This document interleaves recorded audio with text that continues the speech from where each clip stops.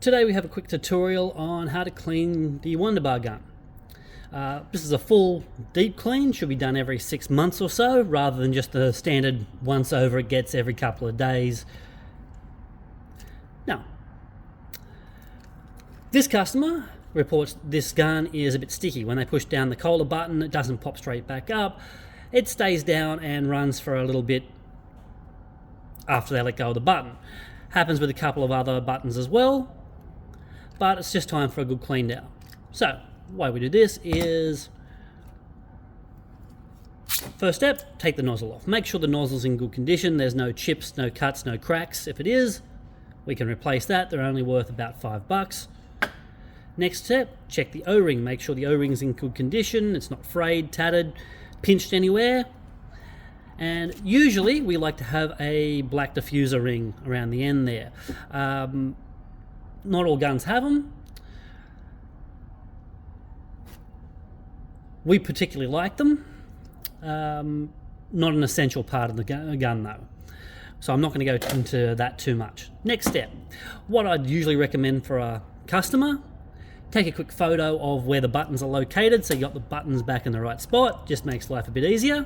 Then I pop all the buttons off. Just a flathead screwdriver under the button, lever it up. Do it for all of them.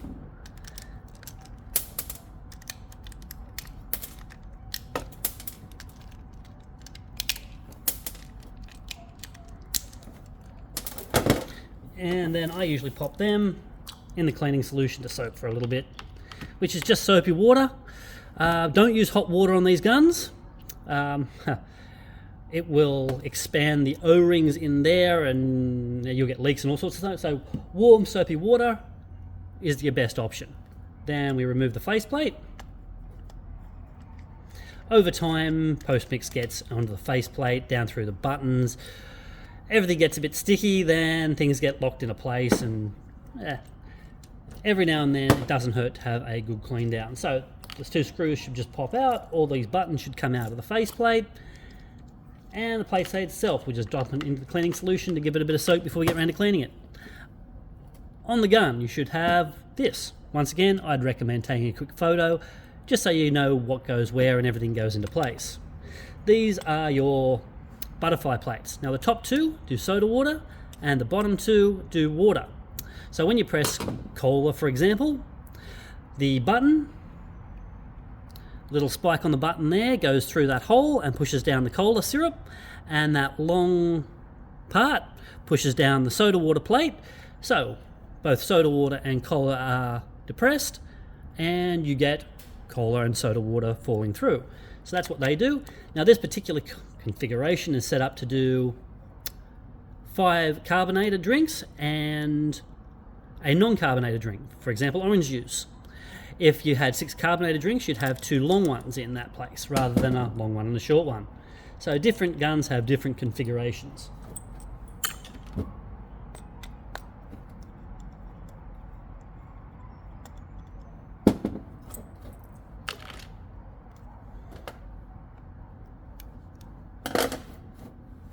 Right, once you get to this spot, this is where we clean the gun from. What I do is put it in this soapy water and just then give it a good clean down. This one wasn't too bad. I've seen them in much worse condition. But just give the whole thing a nice clean down.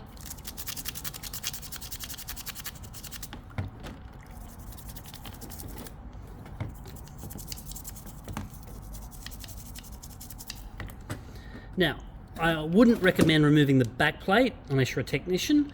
The Mark IV Wunderbar guns aren't so bad. With the Mark IIs though, you open this back plate and everything's going to spring out at you and pop off, and it's an absolute nightmare unless you're an actual technician. But unless you're a technician, I wouldn't recommend removing it anyway, because there's not a lot you can service in there yourself.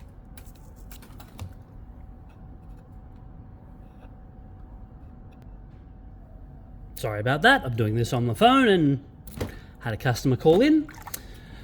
Now, back into it. Once that's done, simply put it aside and give everything else that's in this jug a nice clean down as well. concentrating particularly on this part here, because this and the buttons are what was causing the stickiness usually. I mean, you can have issues where the butterfly plates get crossed over and get out of whack and need to be put back in the right spot, but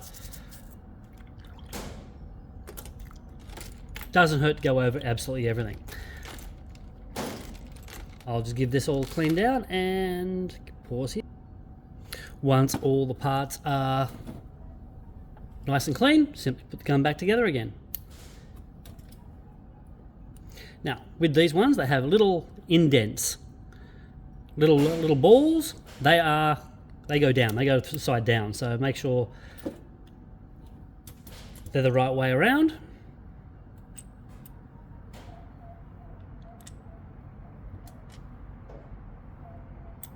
And everything's put back in the same place you got it from. So taking a photo just for your own reference is quite often a good idea. Now when putting these back together again, don't tighten them up, just do them up to where they stop. If you over tighten them, you end up holding them down rather than holding them in place, which causes all sorts of other issues.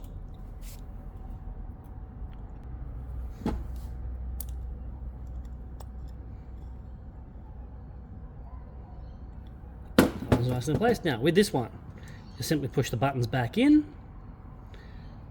What we do, they only go in one way. There's a little ridge at the top which goes up. These ones just drop into place.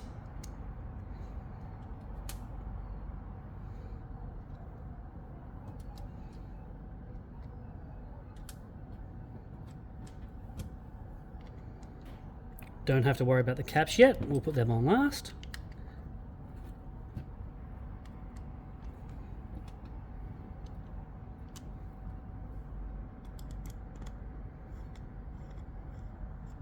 Once again, don't over tighten this. If you tighten this down, these things are built with such fine tolerances that if you over tighten, you can actually, once again, hold something down that shouldn't be held down and cause issues. And these caps just push back on again. Now, usually when you push them down, actually we'll put the nozzle back on first. Usually when you push these caps on, they are, well, the gun's still turned on, so I'd recommend doing it over a sink or over a bucket because it will end up pushing the mechanism down and turning everything on for you.